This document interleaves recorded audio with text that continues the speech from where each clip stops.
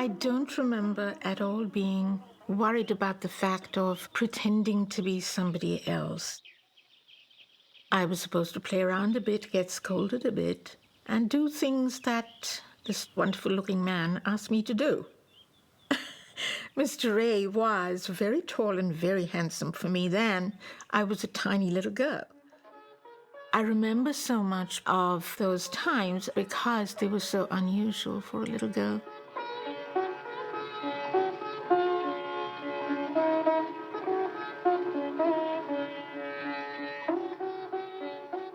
When Ray started shooting the section where I do this role of this little girl, that was sometime in 1953, so I would be not yet 6 years old. I was supposed to be my mother's daughter. That was easy. But I think there were moments when the unreality was very, very evident to me, but it didn't seem to bother me.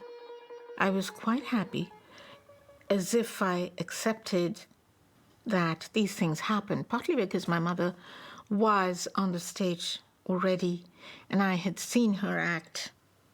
My mother was an extremely beautiful woman. She was conscious of that, but not vain at all. She was more educated than a lot of other women during her time. She was allowed to go to school, college, university, where she met my father. The first stage work that she did was actually for this cultural organization called Indian People's Theatre Association. She also did a lot of street plays, political street plays during that time. She knew Ray because Ray was a colleague and friend of my father, even though she was very taken aback when Ray asked her to act in his film and was very much against being a film actress, not done in those days. She eventually got cajoled into it, I think, by the family and my father, and that's how she appears as my mother in Pather Panchali. কি জানি বাপু কে যে ভালো আর কে যে মন্দ দেখছি তো তোমার ভালো মানুষ পেয়ে সব ঠকিয়ে নিচ্ছে She loved the book. Her generation had grown up with it. So it was a very challenging and moving role for her to take on.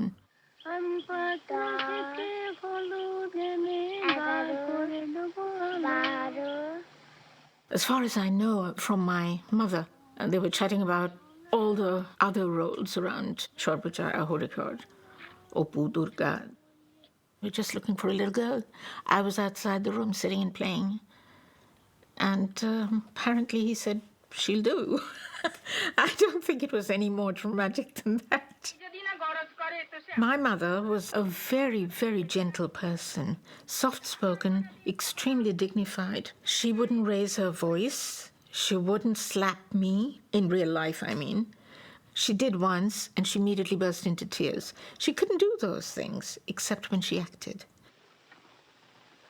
তুই সেজে খুঁড়ি বাগান থেকে কি এনেছিস কি এনেছিস বল তোর কোচরে কি দেখি দেখি So this whole role that she had to play, where she's scolding me, she's angry, she's punishing me, all that was just pretend.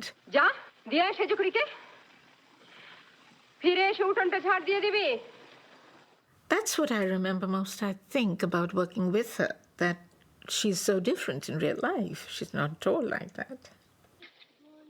My mother called me Runki. Actually, I was called Runki at home. Bengalis always have two names, one for the home, one for outside. So I hated my name, actually, Shampa, which was my formal name for school and the rest of my life. And Ray said he doesn't like the sound of Shampa. So Runki I remained for the film.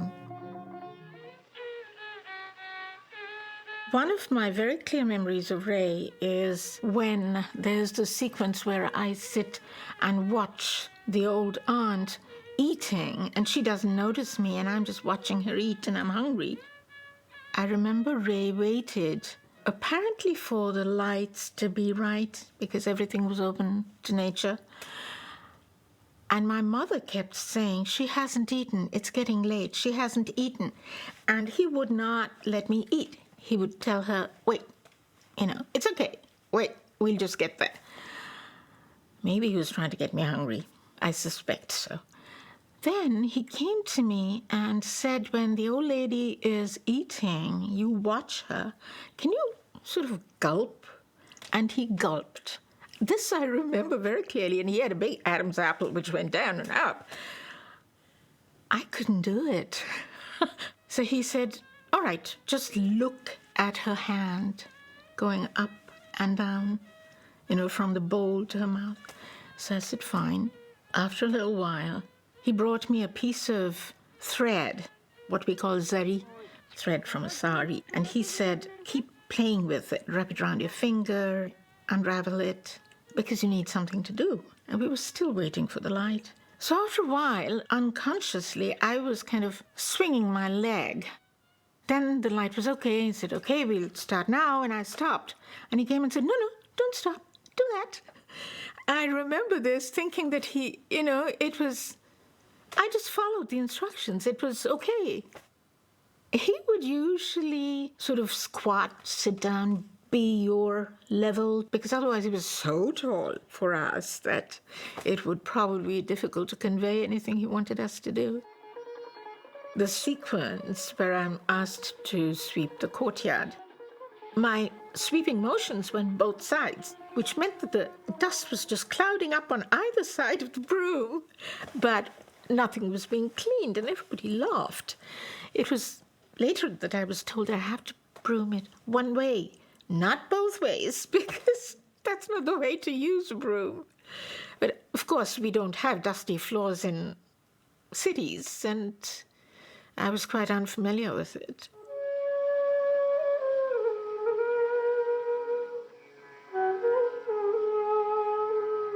The village was very nice to be in. It was not a completely outlandish, different scene for a child from Calcutta to be in. It wasn't just that we read about the villages and villagers, and we were brought up on folk tales, which were always in either a palace or a village, nothing in between. There was no urban life. We all traveled enough, especially Bengalis are great travelers within the country, and it was always by train, and the train would always go through villages. So a village had its charms, it was green, it was different. It brought in all the stuff that was outside your real life, but was there in another realm. What was strange was what was done to the house, because it was rebuilt. It was a ghost house. It was in ruins. And Bongshi Chandragupta built it, more or less, a lot of it. And that sense of unreality was very curious to go through. I remember the kitchen, which was most surprising because it had this veranda and a wall, looked exactly what any village home would look like in those days. Mud hut, wiped with cow dung water, and it leaves its traces around and sweeps. But if you touched it, it was just like paper.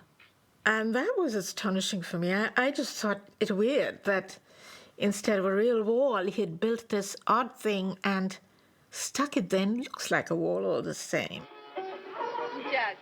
There was a sequence when the baby is born, Apu is just born, and the old lady and I are supposed to peer into this labor room, as it was in those days, and we were supposed to look at the baby and smile, baby and my mother. There was no baby, there was no mother. There was this large man, sweaty, lying on the floor with a camera. And you're supposed to smile. 2 toothless smiles there. There is a sequence of my mother crossing that path and me hiding behind this leaf. That again, there was this complete sense of unreality because he told me, you have to bend down and hide behind this leaf. And of course I couldn't and wouldn't say anything to this large, beautiful man that this is absurd. But I did feel it was very strange that I couldn't hide myself behind a leaf. It's only a leaf. But yeah, tried my best. Uma, the older Durga, Uma Dashgupta, I remember she was probably a little older than she looked. And with me, she did treat me like a little sister. I remember once when that sari, I had to wear the sari, and that's another thing that was funny. I had to strip to wear that sari. I couldn't even wear my panties. Because what if the camera caught the lines, from the back? Not allowed. In those days, little girls, they wear a sari, they wear just a sari. So I remember once she said, I'll put it on you, and I was feeling shy. And she said, don't worry, I'm older than you, I'm your older sister. And she tied the sari around me. So I remember Uma, but I only remember her as an older sisterly presence.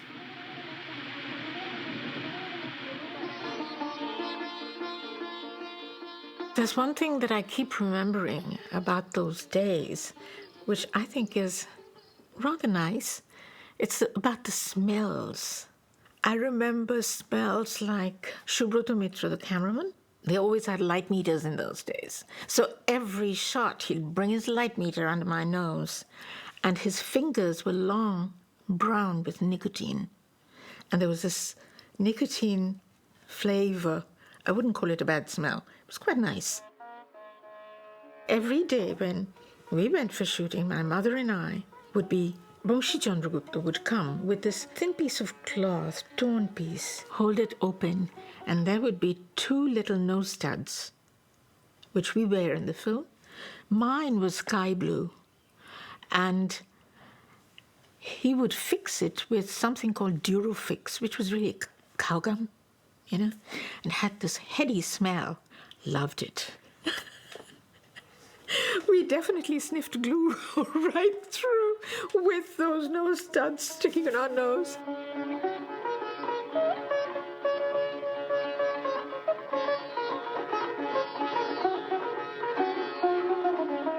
It was completely amazing how the public reacted to Pather Panchali.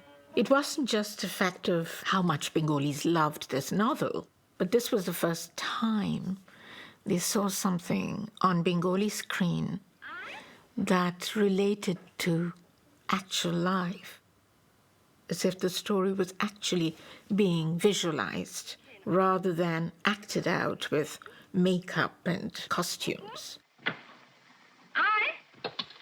There was a constant sense of celebration about the film itself. I mean, there were foreign delegates as well who came in, and every time they came to visit, there'll be these shows of Pather Panchali. Even though the government initially, don't forget, in West Bengal, had objected to so much poverty being shown on screen. I mean, films should be entertainment and therefore not real at all. And poverty is something to be hidden away. But of course, we always cried at the end of the film, However many times we saw it, we shed tears. That was typical. Everybody constantly saw Pather Panchali in Bengal.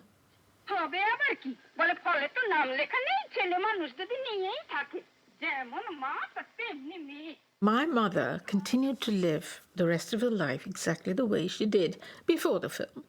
People would go past us saying, Karuna Banerjee, Karuna Banerjee. She just would stone-facedly ignore it. She was not going to change her life because of this. And she really never did.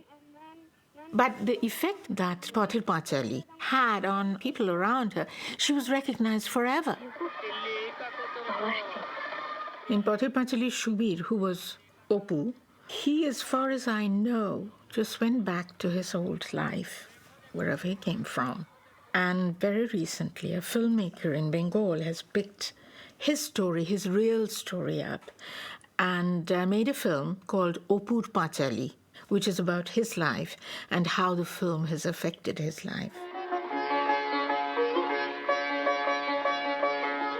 Uma also must have just gone back to her life because, except for rare interviews, I don't think she ever really appeared anywhere where people would know her as a child actress.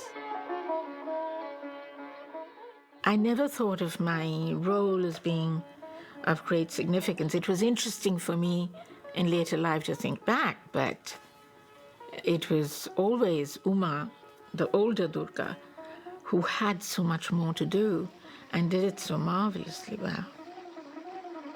It did affect my life for a long time. People would turn to me and say, "Oh, you're the one who ran after the train. You're the one who did this or that." None of which I did. I only picked up the cats. So it would be explanation time, and I hated that. I didn't care if I'm not remembered. I don't want to be remembered as the wrong person. At the same time, if I watch the films, they affect me still as deeply as they did before.